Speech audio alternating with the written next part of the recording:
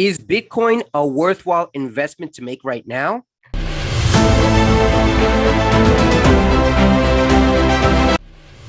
Hey, this is CeoTrades, where money works for you. Today we're looking at whether Bitcoin is a proper investment for you and me, people like you and me. The recession and inflation have kicked in immense amounts, and I am not your financial advisor. In all your financial actions, seek advice from a qualified professional to make the best decisions for you. So we're looking here at a chart of Bitcoin. And in this chart, you can see here that we have noticed that back in October and November of last year, Bitcoin had its highs above 60,000, 67,000-ish, and it has not recuperated since. It hasn't gone a full year now that we have seen in the last several weeks that Bitcoin has been consolidating in the $29,000 to $30,000 range. It's at 31,000 right now. Will this be the bottom of this industry? I can't tell you if it's the bottom. I do have my own numbers, which I can tell you 25,000, but there are people who are saying it's going to go down to 14,000. There are people who are saying it's going to go down to 19,000. There are people who are saying that this is the bottom. Now, I have my ways of saying that, but the reality is this: is Bitcoin worthwhile an investment? Let's compare to gold. I'd like to see a chart of gold here in order to make a better judgment on what we're looking at here. Gold.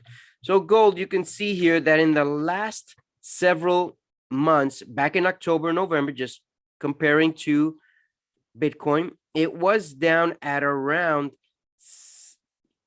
just under $1,800, and then towards the end of November, mid-November, it went up to just about close to 1,900, 1,800-ish, 1,870-ish, and it went in March all the way to its highs of just about 2,075, and it's gone down to 1,844. It's down about 30% or so. I'm going by my numbers in my head. I don't have a calculator. I haven't checked this chart before, but what can this tell you compared to Bitcoin? Number one is that gold is a safe haven for people when they see a financial crisis they like to invest in. However, gold has not lived to its name in the past, meaning that gold can easily be found in reference to the amount that is out there. It might take 10 years, it might take 20 years, but eventually gold can reproduce and make more of it.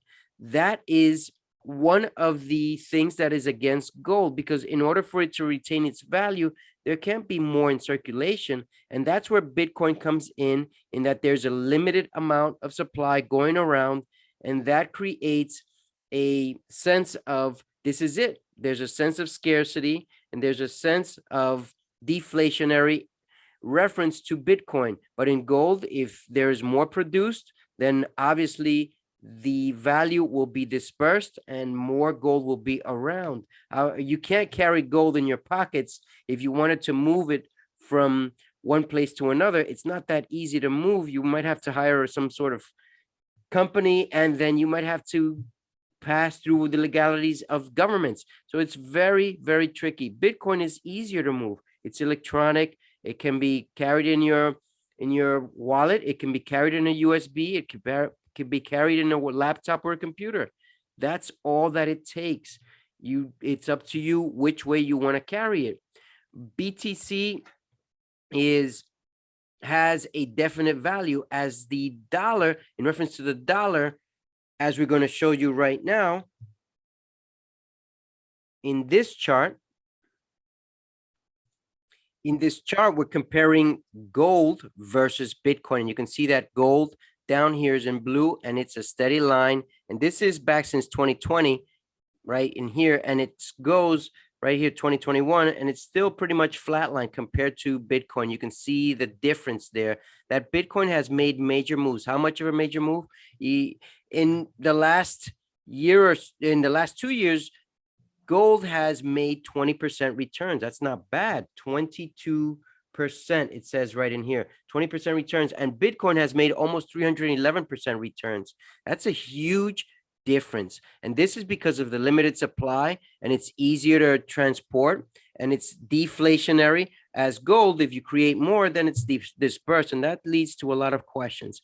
Value retention. Obviously, gold has some value retention. However, it is not easily transportable, and that makes it questionable in reference to keeping. And government in the past has banned gold and in the homes, but can that happen again? Can it not? It's highly dubious that that will happen in the near future.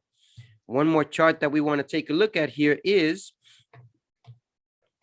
gold in reference to its retention of value. In 1976, gold was valued somewhere under $100, and you can see it had a consolidating path from the 1978-ish, 1979-ish area all the way through 2005, 2006, pretty much in that level right there between the 300 and 400. It could be lower or it could be higher.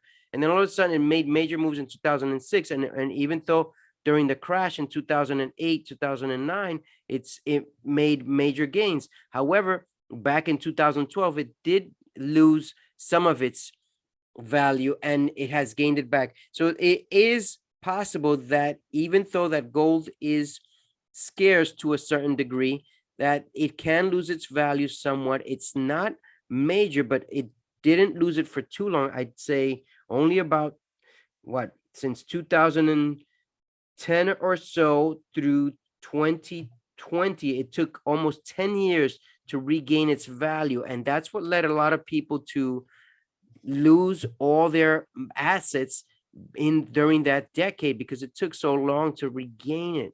And that's why gold is not able to maintain its value. This is scary for some people, because how would you do if you had to wait 10 years and you were at retirement age in order to be able to have the money that you had back 10 years ago? It's pretty scary. I don't believe that most people who were invested during their retirement years knew that they had to take out even 50%, that they would have gone in half-mast. It would have been better than having 100% of their gains in there, and even less than that, depending on their needs. And these are some of the questions that are in there. So just remember that Bitcoin has better value retention. It has better returns. The dollar can be printed easily and loses value, but Bitcoin, there's only 21 million to go by, 21 million, while the dollar keeps going down in value. Why does it keep going down in value? Because it keeps getting printed. And as inflation goes high and people are buying, people continue to buy products out there, inflation will still exist. However, if people stop buying, which in the last week or so, we've noticed that some of the general buying of gross domestic product has gone down a bit, about 2 or 3%, which is better. Hopefully that trend will continue so that we can get back to some type of quote unquote normal.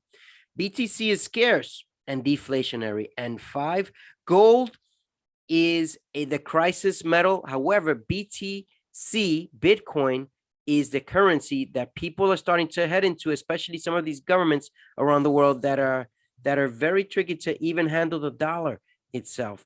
So this is CeoTrades. If you want to double your bank account, why don't you invest in your knowledge account so your money market account will grow multiplied?